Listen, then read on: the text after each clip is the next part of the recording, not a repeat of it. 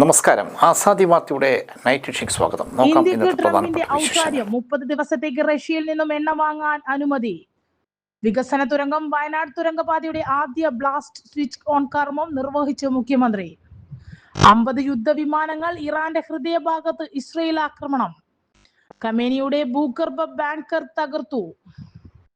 KSRTC business class ബസ്സുകൾ ഉടൻ. ടോയ്ലറ്റും പാനട്രിയും സ്വീകരിക്കാൻ ബസ് ഹോസ്റ്റസും. PK ശശിയുടെ വിമത നീക്കത്തിന് തിരിച്ചടി. കൊയിനാമ്പറയിലെ വിമത നേതാക്കൾ CPM-ൽ മടങ്ങിയെത്തി. അറിവുള്ള കരം അധികാരപ്പേനയെടുക്കട്ടെ. വികസന നേട്ടങ്ങളുമായി പ്രചാരണ ഗാനം. നിമിഷങ്ങൾക്കുള്ളിൽ ഹിറ്റ്. ഇറാനു ശേഷം ലക്ഷ്യം ക്യൂബ. ഭീഷണിയുമായി ട്രംപ്. വിശദമായ വാർത്തകളിലേക്ക് പോകാം. കേരളത്തിൻ്റെ സ്വപ്ന പദ്ധതിയായ വയനാട് തുരങ്കപാതയുടെ ആദ്യ ബ്ലാസ്റ്റ് സ്വിച്ച് ഓൺ കർമ്മം നിർവഹിച്ച് മുഖ്യമന്ത്രി. ഇന്ന് രാവിലെ 12:09 മുഖ്യമന്ത്രി സ്വിച്ച് ഓൺ കർമ്മം നിർവഹിച്ചത്. ആനക്കമ്പോയിൽ കള്ളാടി മേപ്പാടി തുരങ്കപാത നിർമ്മാണത്തിലെ സുപ്രധാന ചുവടുവയ്പായ പാറ തുറക്കൽ തുടങ്ങി മതിപ്പുഴ പദ്ധതി പ്രദേശത്താണ് മുഖ്യമന്ത്രി സ്വിച്ച് ഓൺ നിർവഹിച്ചത്. ജനങ്ങൾക്ക് ഇവിടേക്ക് പ്രവേശനമുണ്ടായിരുന്നില്ല. മുത്തപ്പൻപുഴ സെൻറ്റ് സെബാസ്റ്റ്യൻ LP സ്കൂൾ മുറ്റത്ത് വീഡിയോ വാളിൽ തത്സമയം പരിപാടി സംപ്രേഷണം ചെയ്തിരുന്നു. മതിപ്പുഴ സ്വർഗംകുന്ന് ഭാഗത്താണ് ആദ്യം പാറ തുറക്കുന്നത്. ഓസ്ട്രേലിയൻ സാങ്കേതികവിദ്യയിൽ കട്ട് ആൻഡ് കവർ രീതിയിലാണ് തുറക്കുക. കൃത്യമായ അളവിലും ആഴത്തിലും റോക്ക് ഡ്രിൽ ബൂമറുകൾ ഉപയോഗിച്ച പ്രവൃത്തി. വയനാട് കള്ളാടി ഭാഗത്ത് മണ്ണ് കൂടുതൽ നീക്കാനുള്ളതിനാൽ അവിടെ പാറ തുറക്കൽ പിന്നീടായിരിക്കും. കോഴിക്കോട് വയനാട് ജില്ലകളെ ബന്ധിപ്പിക്കുന്ന 8.73 കിലോമീറ്റർ വരുന്ന തുരങ്കപാത കേരളത്തിലെ ഏറ്റവും വലിയ അടിസ്ഥാന വികസന പദ്ധതികളിൽ ഒന്നാണ്. കിഫ്ബിയിൽ 2134 കോടി രൂപ ചെലവിലാണ് സ്വപ്നപാതയുടെ നിർമ്മാണം പൂർത്തിയാകുക. റഷ്യയിൽ നിന്നും എണ്ണ വാങ്ങാൻ ഇന്ത്യക്ക് അനുമതി നൽകിയ അമേരിക്ക. നിലവിൽ 30 ദിവസത്തേക്കാണ് US treasury secretary Scott Bessent Indian റിഫൈനറികൾക്ക് ഇളവ് അനുവദിച്ചിരിക്കുന്നത്. വിവിധ ഉപരോധങ്ങളാൽ തടഞ്ഞുവെച്ച കപ്പലുകളിൽ നിന്നുള്ള ഇടപാടുകൾക്കാണ് 2026 ഏപ്രിൽ 3 വരെയാണ് ഇളവ് അനുവദിച്ചിരിക്കുന്നത്. ട്രഷറി ഡിപ്പാർട്ട്മെന്റിന്റെ office of foreign asset control പ്രസ്താവനയിൽ പറഞ്ഞു. മാർച്ച് 5 മുതൽ കപ്പലുകളിൽ കയറ്റിയ റഷ്യൻ അസംസ്കൃത എണ്ണയുടെയും പെട്രോളിയം ഉൽപ്പന്നങ്ങളുടെയും വിതരണവും വിൽപ്പനയും ഇന്ത്യയിലേക്ക് അനുവദിക്കുന്നതുമായി ബന്ധപ്പെട്ട ലൈസൻസ് പുറത്തിറക്കുകയും ചെയ്തു. അന്താരാഷ്ട്ര വിപണിയിൽ എണ്ണവില ബാരലിന് $60 നിന്നും $80 ഉയർന്നതാണ് ഇത്തരമൊരു തീരുമാനമെടുക്കാൻ അമേരിക്കയെ പ്രേരിപ്പിച്ചതെന്നാണ് പുറത്തുവരുന്ന റിപ്പോർട്ടുകൾ. നേരത്തെ ഇന്ത്യയുടെ എണ്ണ ആവശ്യത്തിന്റെ 40% റഷ്യയിൽ നിന്നാണ് എത്തിയിരുന്നതെങ്കിലും അമേരിക്കയുടെ ഉപരോധം ഭയന്ന് റിലയൻസ് ഉൾപ്പെടെയുള്ള പല ഇന്ത്യൻ കമ്പനികളും റഷ്യയിൽ നിന്നും എണ്ണ വാങ്ങുന്നത് നിർത്തിവച്ചിരുന്നു. റഷ്യയെ സമ്മർദ്ദത്തിലാക്കുന്നതിന്റെ ഭാഗമായി ഡൊണാൾഡ് ട്രംപ് കഴിഞ്ഞ നവംബറിൽ റഷ്യൻ എണ്ണ കമ്പനികളായ ലൂക്കോയിലിനും റോസ്നെറ്റിനും ഉപരോധം ഏർപ്പെടുത്തിയിരുന്നു. അതേസമയം പശ്ചിമേഷ്യൻ സംഘർഷത്തെ തുടർന്ന് ഹോർമൂസ് കടലിടുക്കിലൂടെയുള്ള ചരക്കു നീക്കം സംബന്ധിച്ചതോടെ ക്രൂഡ് ഓയിലിനായി ഇന്ത്യ വീണ്ടും റഷ്യയെ ആശ്രയിക്കുകയും കിഴക്കൻ റഷ്യൻ മേഖലയിലേക്ക് നീങ്ങുകയായിരുന്ന റഷ്യൻ ക്രൂഡ് ഓയിൽ നിറച്ച 2 കപ്പൽ വ്യാഴാഴ്ച ഇന്ത്യൻ തെരഞ്ഞെടുക്കുകയും ചെയ്തിരുന്നു. സിംഗപ്പൂരിലേക്ക് നീങ്ങുകയായിരുന്നു. മറ്റൊരു കപ്പലും ദിശ മാറ്റി ഇന്ത്യയുടെ കിഴക്കൻ തീരത്തേക്ക് വരുന്നുണ്ട്. ആഫ്രിക്കൻ രാജ്യമായ സിയറ ലിയോണിന്റെ പതാകയേന്തുന്ന മാതാരി, ഓടുമെ എന്നീ കപ്പലുകളാണ് ഇന്ത്യൻ തീരത്തെത്തിയത്. മദാരി ഗുജറാത്തിലെ പടിഞ്ഞാർ തുറമുഖത്തും ഒഡുമെ ഒഡീഷയിലെ പാരാദീപ് തുറമുഖത്തും അടുത്തു. 2 കപ്പലുകളിലായി 14 ലക്ഷം ബാരൽ എണ്ണയുണ്ട്. സിംഗപ്പൂരിലേക്ക് പോവുകയായിരുന്ന മറ്റൊരു സിയറ ലിയോൺ കപ്പലായ ഇന്ദ്രിയും ഇന്ത്യൻ തീരത്തേക്ക് അടുത്തു തുടങ്ങി. ഇറാന്റെ പരമോന്നത നേതാവായിരുന്ന ആയത്തുള്ള അലി ഖമേനിക്കായി നിർമ്മിച്ച അതീവ സുരക്ഷയുള്ള ഭൂഗർഭ ബാങ്കുകൾ തകർത്ത് ഇസ്രയേൽ വ്യോമസേന. വെള്ളിയാഴ്ച പുലർച്ചെ നടന്ന മിന്നലാക്രമണത്തിൽ ഏകദേശം 50 യുദ്ധവിമാനങ്ങൾ ഉണ്ടായിരുന്നത്. ഇസ്രയേൽ മിലിറ്ററി ഇന്റലിജൻസും മൊസാദും നൽകിയ കൃത്യമായ വിവരങ്ങളുടെ അടിസ്ഥാനത്തിലായിരുന്നു ഓപ്പറേഷൻ. തെഹ്റാനിലെ ഭരണകൂട ആസ്ഥാനത്തായി നിർമ്മിച്ചിരുന്ന ബങ്കർ ഖമേനിയുടെ അടിയന്തര സൈനിക നീക്കങ്ങൾക്കായുള്ള സുരക്ഷിത താവളമായിരുന്നു. ഖമേനിയെ കൊല്ലപ്പെട്ടതിനു ശേഷം മറ്റു ഉന്നത ഉദ്യോഗസ്ഥർ ഇത് പ്രവർത്തന കേന്ദ്രമാക്കിയിരുന്നു. നഗരഹൃദയത്തിലെ തെരുവുകളോളം വ്യാപിച്ചു കിടക്കുന്ന ഈ ബൃഹത്തായ ബങ്കർ സമുച്ചയം വർഷങ്ങൾ നീണ്ട പരിശ്രമത്തിലൂടെയാണ് ഇറാൻ വികസിപ്പിച്ചെടുത്തത്. ബങ്കർ തകർക്കുന്നതോടെ ഇറാന്റെ കമാൻഡ് ആൻഡ് കൺട്രോൾ സംവിധാനം തകരാറിലായത് ഇസ്രയേൽ സൈന്യം ആവശ്യപ്പെട്ടു. 86-ാം വയസ്സിൽ കൊല്ലപ്പെട്ട ഖമേനിയുടെ മരണത്തിന് പിന്നാലെ ഇറാൻ 40 ദിവസത്തെ ദുഃഖാചരണവും 7 ദിവസത്തെ പൊതു അവധിയും പ്രഖ്യാപിച്ചിരിക്കുകയാണ്. അദ്ദേഹത്തിന്റെ മകൾ ഉൾപ്പെടെയുള്ള കുടുംബാംഗങ്ങളും കഴിഞ്ഞ ദിവസത്തെ ആക്രമണത്തിൽ കൊല്ലപ്പെട്ടിരുന്നു. ഇസ്രയേൽ ആക്രമണത്തിന് മറുപടിയായി Kuwait, Qatar, Saudi Arabia, Bahrain എന്നിവിടങ്ങളിലെ US സൈനിക താവളങ്ങൾക്ക് നേരെ ഇറാൻ മിസൈലുകൾ, ഡ്രോണുകളും തൊടുത്തു. അതേസമയം സമുദ്രമേഖലയിലും കനത്ത പ്രത്യാക്രമണങ്ങൾ നടന്നു. ഇറാന്റെ അത്യാധുനിക ഡ്രോൺ വിമാനവാഹിനി കപ്പലായ IRSS ഷാഹിദ് ബഖേരി US ആക്രമണത്തിൽ തകർന്നു. കൂടാതെ ശ്രീലങ്കൻ തീരത്ത് വെച്ച് ഇറാന്റെ യുദ്ധക്കപ്പൽ US മുങ്ങിയ കപ്പൽ തകർക്കുകയും 87 പേർ കൊല്ലപ്പെടുകയും ചെയ്തു. അമേരിക്കയുടെ B-2 സ്റ്റെൽത്ത് ബോംബറുകൾ ഇറാന്റെ ഭൂഗർഭ മിസൈൽ ലോഞ്ചറുകളിൽ ശക്തമായ ബോംബാക്രമണം നടത്തി. നിലവിലെ കണക്കുകൾ പ്രകാരം ഇറാനിൽ മാത്രം 1230 പേർ ഈ സംഘർഷങ്ങളിൽ കൊല്ലപ്പെട്ടിട്ടുണ്ട്. ഇസ്രായേലിനൊപ്പം ചേർന്ന് ഇറാനെ ആക്രമിക്കുന്നതിന് പിന്നാലെ മറ്റ് രാജ്യങ്ങൾക്കു നേരെയും ഭീഷണിയുമായി അമേരിക്കൻ പ്രസിഡന്റ് ഡൊണാൾഡ് ട്രംപ്. ഇറാനു ശേഷം അമേരിക്കയുടെ അടുത്ത ലക്ഷ്യം ക്യൂബയാണെന്ന് ട്രംപിന്റെ ഭീഷണി. ക്യൂബൻ സർക്കാരിനെ അട്ടിമറിക്കുമെന്ന ഭീഷണി വീണ്ടും ഉയർത്തിയ ട്രംപ് ഇറാനെതിരെ യുദ്ധം പൂർത്തിയാക്കിയ ശേഷം ക്യൂബയിൽ US നടപടി ആരംഭിക്കുമെന്ന് പറഞ്ഞു. ക്യൂബയുടെ സമ്പദ് വ്യവസ്ഥയെ തകർക്കാൻ അമേരിക്കൻ ഭരണകൂടം ഉപരോധങ്ങൾ കർശനമാക്കിയിട്ടുണ്ട്. ഇതിനായി പ്രവർത്തിക്കുന്ന സ്റ്റേറ്റ് സെക്രട്ടറി മാർക്കോ റൂബിയോയ്ക്ക് നന്ദി പറയുന്നതായും ട്രംപ് അറിയിച്ചു. ക്യൂബയിൽ സംഭവിക്കുന്നത് അത്ഭുതകരമായ ഇറാനിലേത് ആദ്യ പൂർത്തീകരണമെന്നാണ് ഞങ്ങൾ ആഗ്രഹിക്കുന്നത്. പിന്നീട് ക്യൂബയിലേക്ക് കടക്കും. ഇത് സമയത്തിന്റെ മാത്രം പ്രശ്നമാണ്, ട്രംപ് പറഞ്ഞു. ക്യൂബയിലെ കമ്മ്യൂണിസ്റ്റ് സർക്കാരിനെ അട്ടിമറിക്കുക എന്ന ലക്ഷ്യത്തോടെ ട്രംപും സഖ്യകക്ഷികളും രാജ്യത്തിനുമേൽ സാമ്പത്തിക സമ്മർദ്ദം വർദ്ധിപ്പിച്ചുകൊണ്ട് ഭീഷണി മുഴക്കാറുണ്ട്. ജനുവരിയിൽ വെനിസ്വേലൻ പ്രസിഡന്റ് നിക്കോളാസ് മഡുറോയെ രാജ്യത്ത് ക്യൂബയിലേക്കുള്ള എണ്ണ വിതരണം പൂർണ്ണമായും നിർത്തലാക്കുമെന്ന് ട്രംപ് പ്രസ്താവിച്ചിരുന്നു. വർഷങ്ങളായി US കനത്ത ഉപരോധങ്ങൾ ക്യൂബയ്ക്കുമേൽ ചുമത്താറുണ്ട്. മയക്കുമരുന്ന് കടത്ത് ആരോപിച്ചാണ് വെനിസ്വേലയ്ക്കെതിരെ ട്രംപ് രംഗത്തെത്തിയത്.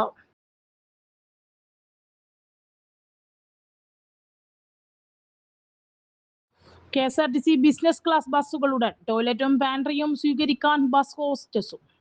KSRTCക്ക് ബിസിനസ് ക്ലാസ് ബസ് വരുന്നുവെന്ന് പ്രഖ്യാപിച്ച് ഗതാഗത വകുപ്പ് മന്ത്രി KB Ganesh Kumar. Pantry, toilet അടക്കമുള്ള സൗകര്യങ്ങൾ ബസ്സിലുണ്ടാകും. തിരുവനന്തപുരം, കൊച്ചി റൂട്ടിലായിരിക്കും സർവീസ്. ഈ മാസം 15ഓടെ ബസ് നിരത്തിലെത്തുമെന്നും മന്ത്രി പറഞ്ഞു. കൊച്ചിയിൽ നിന്നും തിരുവനന്തപുരത്തേക്ക് രാവിലെ ഒരു ബസ്സും തിരുവനന്തപുരത്ത് നിന്നും രാവിലെ ഒരു ബസ് കൊച്ചിയിലേക്കും സർവീസ് നടത്തും.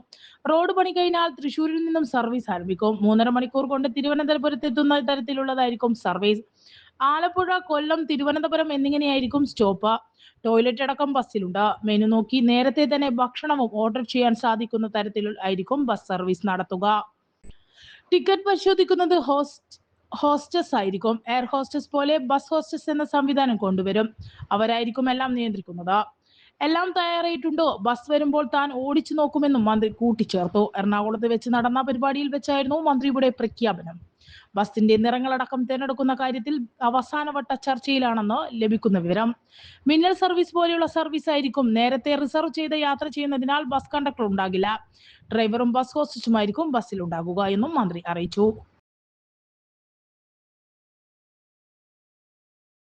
കേരളത്തിന്റെ സമസ്ത മേഖലകളിലും വികസന വിപ്ലവം സൃഷ്ടിച്ച LDF സർക്കാരിന്റെ നേട്ടങ്ങൾ പ്രതിപാദിക്കുന്ന പ്രചാരണ ഗാനം പുറത്തിറങ്ങി.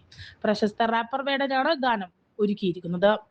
കാത്തിരുന്ന കാലമേ എന്ന വരികളോടെയാണ് ഗാനം തുടങ്ങുന്നത്. 10 വർഷക്കാലമായി കേരളത്തിൽ അധികാരത്തിലുള്ള LDF സർക്കാർ നടപ്പാക്കിയ വിവിധ വികസനക്ഷേമ പ്രവർത്തനങ്ങൾ ഗാനത്തിൽ ഉൾപ്പെടുത്തിയിട്ടുണ്ട്.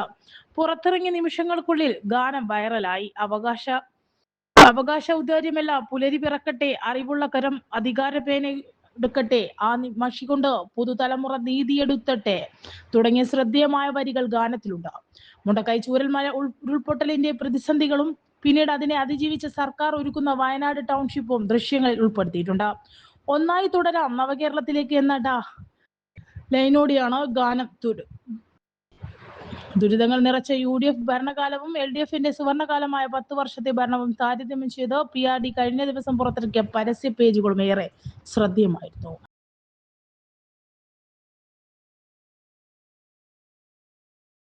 PK ശശിയുടെ കൊഴിഞ്ഞാമ്പാറയിലെ നീക്കങ്ങൾക്ക് തിരിച്ചടി. വിമത നീക്കത്തിന്റെ പ്രാരംഭഘട്ടത്തിൽ തന്നെ 2 പ്രമുഖ വിമത നേതാക്കൾ വെള്ളിയാഴ്ച CPM-ലേക്ക് മടങ്ങിയത്. കൊടിനാമ്പുറ പഞ്ചായത്ത് 10ാം വാർഡ് അംഗം N Vijayanath, Perumparamulappal society director S Karthik എന്നിവരാണ് വിമത നീക്കം ഉപേക്ഷിച്ച് CPM-ൽ തിരിച്ചെത്തിയത്. UDF-മായി സഹകരിക്കാനുള്ള വിമത കൂട്ടായ്മയുടെ തീരുമാനത്തോടുള്ള വിയോജിപ്പാണ് തങ്ങളുടെ മടങ്ങിവരവെന്ന് പിന്നാലെ പ്രധാന കാരണമെന്ന് N വിജയനാഥ് വ്യക്തമാക്കി. വിമത നീക്കം UDF-നോട് അടുക്കാൻ പ്രേരിപ്പിക്കുന്നുവെന്നും അതിനോട് ഞങ്ങൾക്ക് യോജിപ്പില്ലെന്നും അദ്ദേഹം പറഞ്ഞു. തന്നെ ലോക്കൽ സെക്രട്ടറി ആക്കില്ലെന്ന് പറഞ്ഞ് തെറ്റിദ്ധരിപ്പിച്ചാണ് വിമത ചേരിയിൽ എത്തിച്ചതെന്ന് വിജയാനന്ദ് വെളിപ്പെടുത്തി. എന്നാൽ പാർട്ടിയുടെ ഭാഗത്തു നിന്നും അത്തരമൊരു തീരുമാനം ഉണ്ടായിരുന്നില്ലെന്ന് അറിഞ്ഞത് പിന്നീടാണെന്നും അദ്ദേഹം കൂട്ടിച്ചേർത്തു. മുൻ MLA PK ശശിയെ വ്യാഴാഴ്ചയാണ് CPM-ൽ നിന്നും പുറത്താക്കിയത്. പാർട്ടിയുമായി കുറച്ചു കാലമായി ഇടഞ്ഞു നിൽക്കുന്ന ശശി KTDC ചെയർമാൻ സ്ഥാനം അടുത്തിടെയാണ് രാജിവെച്ചത്. ശശി ഒറ്റപ്പാലത്ത് വിമത സ്ഥാനാർത്ഥിയായി മത്സരിക്കാൻ ഒരുങ്ങുന്നെന്നും ഇതിനോട് മുന്നോടിയായി ലീഗ് നേതാക്കളുമായി ചർച്ച നടത്തിയെന്നും വാർത്തകളുണ്ടായിരുന്നു. വ്യാഴാഴ്ച പാലക്കാട് പാർവതി കലാമണ്ഡലത്തിൽ വെച്ച് നടന്ന വിമതരുടെ കൺവെൻഷനിൽ PK ശശി CPM-നെതിരെ രൂക്ഷ വിമർശനം ഉന്നയിച്ചിരുന്നു. പാലക്കാട് ജില്ലയിൽ ലോക്കൽ സെക്രട്ടറിയെ കള്ളുകുടിച്ചിരിക്കുമ്പോൾ തീരുമാനിക്കുന്ന അവസ്ഥയിലേക്ക് എത്തി എന്നായിരുന്നു അദ്ദേഹം കൺവെൻഷനിൽ ആരോപിച്ചത്. ഇത് വിമതരുടെ കൺവെൻഷൻ അല്ലെന്നും വിപ്ലവകാരികളായ കമ്മ്യൂണിസ്റ്റുകളുടെ കൺവെൻഷനാണെന്നുമായിരുന്നു ശശി വിശേഷിപ്പിച്ചത്.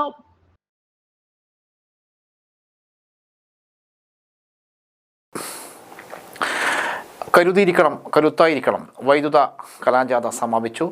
ഊർജ്ജരംഗത്ത് കേരളം കൈവരിച്ച വിപ്ലവകരമായ നേട്ടങ്ങളെ സമൂഹമധ്യത്തിൽ ചർച്ചയാക്കി വൈദ്യുതി ജീവനക്കാരുടെ കലാജാഥ കരുതിയിരിക്കണം, കരുത്തായിരിക്കണം സമാപിച്ചു.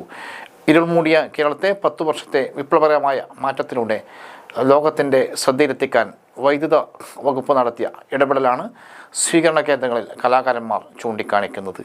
വടക്കൻ മേഘജാഥക്ക് കണ്ണൂർ പഴയ ബസ് സ്റ്റാൻഡിൽ നൽകിയ ഊഷ്മള വരവേൽപ്പ് നൽകി DYFI സംസ്ഥാന സെക്രട്ടറി VK സനോജ് ഉദ്ഘാടനം ചെയ്തു. CITU ഏരിയ സെക്രട്ടറി കാടൻ ബാലകൃഷ്ണൻ അധ്യക്ഷത വഹിച്ചു.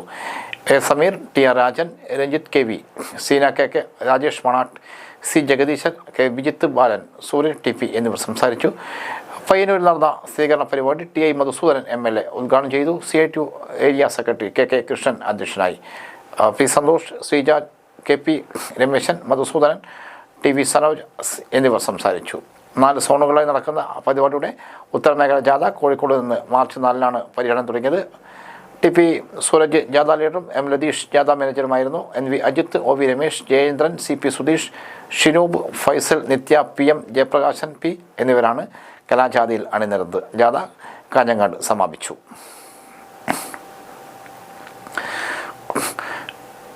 ഗ്രൗണ്ട് പ്രവൃത്തി ഉദ്ഘാടനം ചെയ്തു.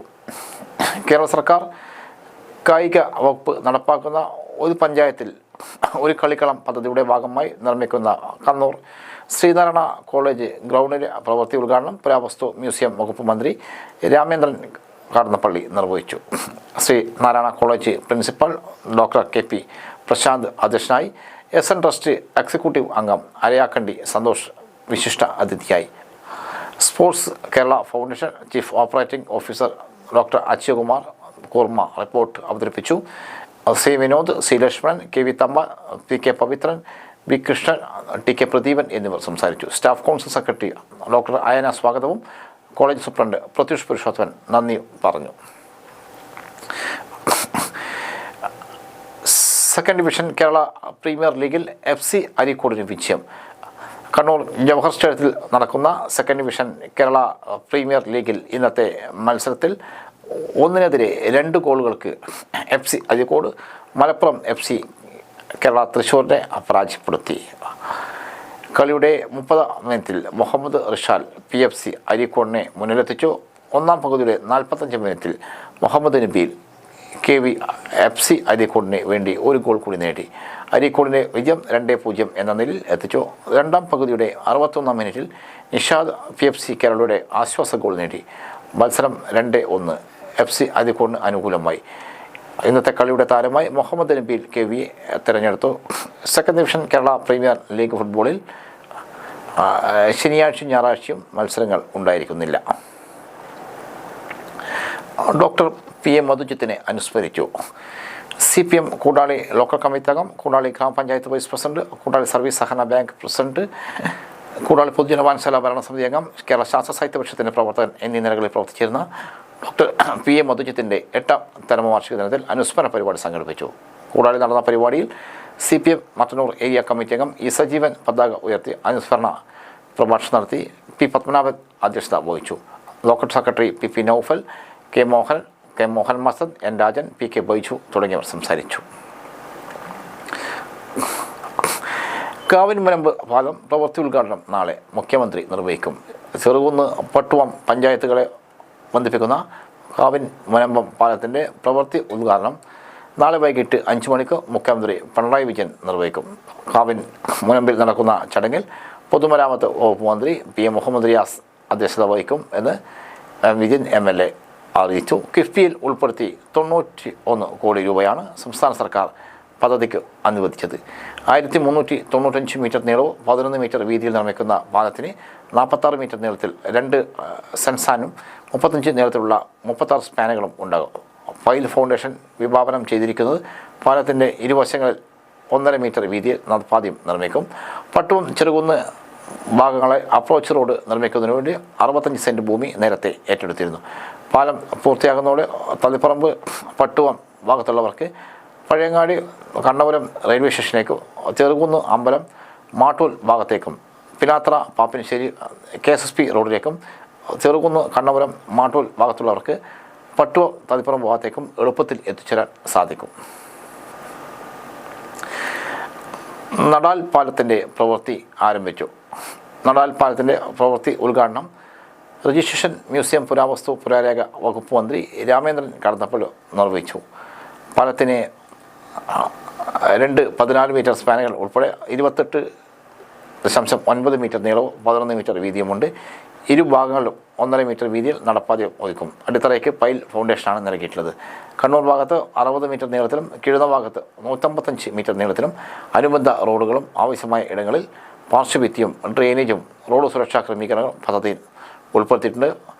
4.6 കോടി രൂപയുടെ ഭരണാനുമതിയും ഭൂമി ഏറ്റെടുക്കുന്നതിന് യൂട്ടിലിറ്റി ഷിഫ്റ്റിങ്ങിനും ഉൾപ്പെടെ 4.6 കോടി രൂപയുടെ സാങ്കേതിക അനുമതി ലഭിച്ചിട്ടുണ്ട്. നിലവിൽ പാലത്തിൻ്റെ ഫൗണ്ടേഷൻ പ്രവൃത്തി പൂർത്തീകരിച്ചിട്ടുണ്ട്. ഇപ്പോൾ സൂപ്പർ സ്ട്രക്ചറിൻ്റെയും അനുബന്ധ റോഡിൻ്റെയും പാർശ്വഭിത്തിയുടെയും പ്രവൃത്തി പുരോഗമിക്കുകയാണ്. Kannur corporation Edakkad block councillor P Prasanth അധ്യക്ഷനായി. Kannur corporation aided division councillor first team സംഘാടന സമിതി കൺവീനർ K പ്രദീപ്, വിവിധ രാഷ്ട്രീയ പാർട്ടി പ്രതിനിധികളായ P Prakashan, C Lakshmanan, Rajeev Keduthulli, P Harindran എന്നിവർ സംസാരിച്ചു. വായനശാലകൾക്ക് പുസ്തകങ്ങൾ നൽകി. കണ്ണൂർ മണ്ഡലത്തിലെ വായനശാലകൾക്ക് പുസ്തകങ്ങളുടെ വിതരണ ഉദ്ഘാടനം ജില്ലാ പഞ്ചായത്ത് ഹാളിൽ രാമേന്ദ്രൻ കടന്നപ്പള്ളി നിർവഹിച്ചു. വായനശാലകൾക്ക് പുറമെ ഹൈസ്കൂളുകൾക്കും പുസ്തകങ്ങൾ നൽകിയിട്ടുണ്ട്. MLAയുടെ ആസ്തി വികസന ഫണ്ടിൽ നിന്നാണ് കണ്ണൂർ മണ്ഡലത്തിലെ എല്ലാ ലൈബ്രറികൾക്കും തിരഞ്ഞെടുത്ത ഹൈസ്കൂളുകൾക്കും പുസ്തകങ്ങൾ നൽകിയത്.